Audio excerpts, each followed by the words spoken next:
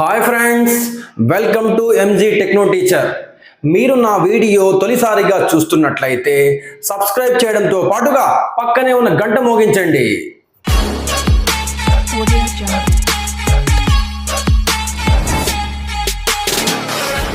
గతంలో జరిగిన ఎన్నికలలో ఎన్నికల సంఘం ఓటర్లకు ఓటు వేసే నిమిత్తం ఫోటో ఓటర్ స్లిప్ అందించేది. ఇందులో ఓటర్ యొక్క వివరాలతో పాటు ఓటర్ యొక్క ఫోటో ఉండేది. కానీ ఈ ఏడాది గత ఎన్నికలకు భిన్నంగా ఓటర్లకు ఫోటో ఇన్ఫర్మేషన్ స్లిప్ అందిస్తున్నది. ఇందులో ఓటర్ యొక్క ఫోటోకు బదులుగా QR కోడ్ ఉంటుంది. ఆ ఓటర్ ఇన్ఫర్మేషన్ స్లిప్ ఈ విధంగా ఉంటుంది. ఇందులో ఈ భాగంలో QR కోడ్ ఉంటుంది. కాబట్టి ఈ ఎన్నికలలో నకిలీ ఓటర్లు ఎక్కువ వచ్చే అవకాశం ఉంది. ఈ విషయం పట్ల మీరు తగు జాగ్రత్త వహించాలి. ఓటరు ఓటు వేయడానికి పోలింగ్ కేంద్రానికి వచ్చేటప్పుడు ఓటర్ ఇన్ఫర్మేషన్ స్లిప్పుతో పాటుగా భారత ప్రభుత్వం అనుమతించిన 12 రకాల గుర్తింపు కార్డులలో ఏదో ఒకటి వెంట తీసుకుని వస్తాడు. ఇలా రెండూ తెచ్చిన ఓటర్లను మాత్రమే మనం పోలింగ్ కేంద్రంలోకి ఓటింగ్కు అనుమతించాలి. గుర్తింపు కార్డు తీసుకురాని పక్షంలో మనం అటువంటి ఓటర్లను పోలింగ్కు అనుమతించరాదు. ఓటరు పోలింగ్ కేంద్రంలోకి ప్రవేశించగానే ఓటరు చేతిలో ఉన్న ఓటర్ ఇన్ఫర్మేషన్ స్లిప్ను 1వ పోలింగ్ అధికారి అందుకొని అందులో ఉన్న ఓటరు పేరు, సీరియల్ నంబర్ గట్టిగా పలుకుతాడు. ఈ విషయాన్ని పోలింగ్ ఏజెంట్లు నిర్ధారిస్తారు.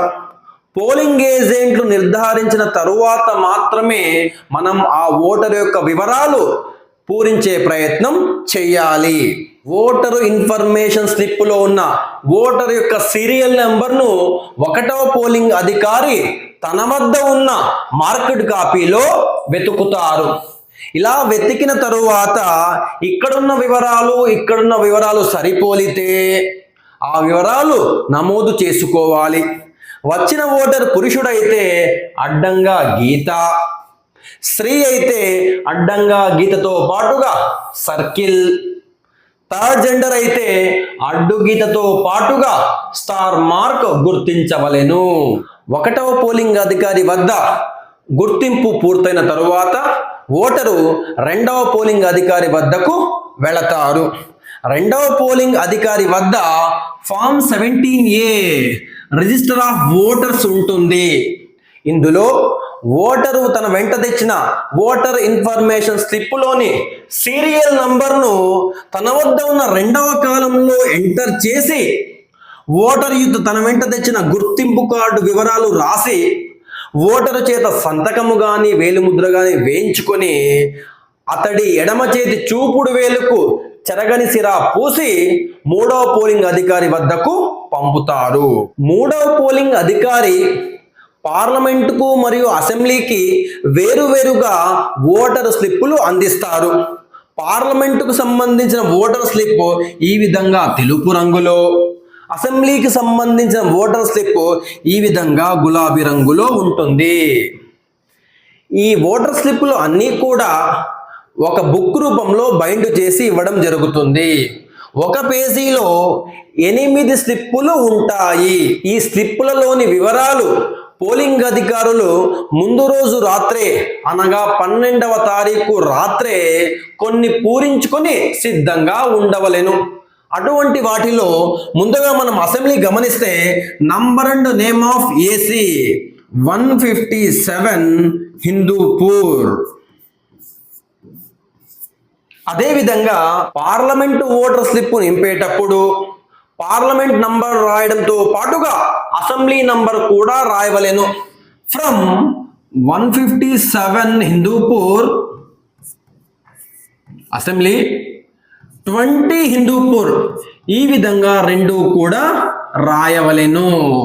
ఈ 2 ఓటర్ పుస్తకాలు పై భాగంలో బైండ్ చేయబడి ఉంటాయి. మనం ఓటర్లకు ఇచ్చేటప్పుడు కింది నుండి చింపి ఇవ్వవలసి ఉంటుంది. కాబట్టి 12వ తారీఖు రాత్రి సీరియల్ నంబర్లు రాసేటప్పుడు కింది నుండి ప్రారంభించాలి.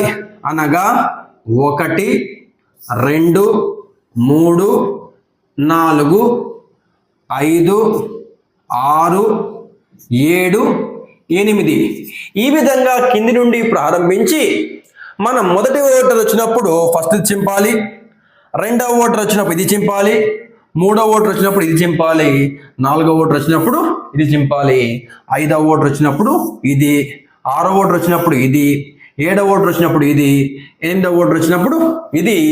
ఈ విధంగా మనము చింపి ఇవ్వవలసి ఉంటుంది.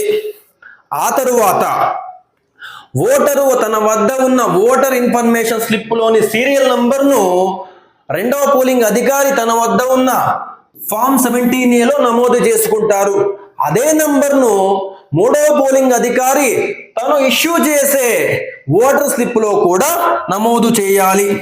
12, ఇందులో కూడా 12, ఇందులో కూడా 12 రాసి ఈ 2 ఓటర్ స్లిప్పుల మీద ఓటర్ స్లిప్పులు పంపిణీ చేసే బాధ్యత కలిగిన మూడవ పోలింగ్ అధికారి తన యొక్క సంతకం తప్పనిసరిగా చేయవలెను. ఈ విధంగా ఓటరు తన వెంట తెచ్చిన ఓటర్ ఇన్ఫర్మేషన్ స్లిప్పులోని సీరియల్ నంబర్ను 1వ అధికారి తన వద్ద ఉన్న మార్కెట్ కాపీలో గుర్తిస్తారు. రెండవ పోలింగ్ అధికారి తన వద్ద ఉన్న ఫామ్ 17A రెండవ కాలంలో పూరిస్తాడు. మూడవ పోలింగ్ అధికారి తన వద్ద ఉన్న ఓటర్ స్లిప్పులలో పార్లమెంటు స్లిప్పులో ఒకసారి, అసెంబ్లీ స్లిప్పులో మరొకసారి 2 సార్లు నమోదు చేస్తారు.